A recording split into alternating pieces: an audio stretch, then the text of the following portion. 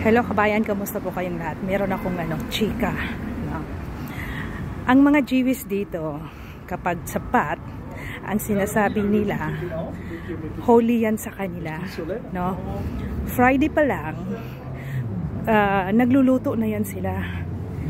At kapag mumabot na ng alas 7 ng gabi, ng Friday, bawal na sila magpailaw, bawal na sila magpatay ng ilaw, at bawal na sila magluto, at bawal na silang magtrabaho. Yung parang sa una-una na maraming bawal, ganun pa rin sila hanggang ngayon. At meron pang isa.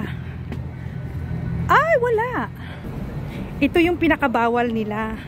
Bawal silang gumamit ng cellphone kapag dumating na yung oras ng alas 7 ng gabi ng Friday. No? Kasi ang gagawin nila niyan ay mag-pray. Yun. Din saka na sila hahawak ng cellphone, mga electronic, no? Kapag dumating naman ng alas 7 ng gabi ng Sabado. Yun, pwede na nilang hawakan yan. Kahit mga bata, dinidisiplina nila ng ganon. Na bawal ang electronic kapag Sabat pa, no? Kasi holy pa sa kanila yung oras na yon. So from parang 24 hours, no? From alas 7 ng Friday at alas 7 din ng Saturday. Continue kan chika ko, no? Naputol kasi nag-ikot ako, ang layo ng dinadaanan ko. So andito na ako sa sa metro. Ayan. Yun tungkol sa mga Hudyo, no? Sa mga Hudyo dito sa Paris, ang mga Hudyo, bawal ang electronic. Yun, 24 hours sila. So ngayon dahil alas 7 na, mahigit na, pwede na silang humawak ng electronic.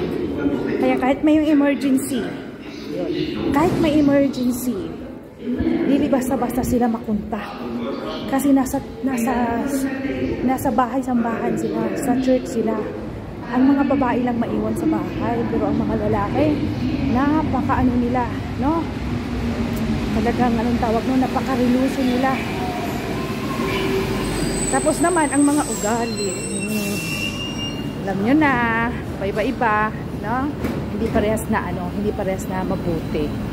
Pero mayroon naman ding mga mabuti. Yun lang ang chika ko, bawal ang electronic.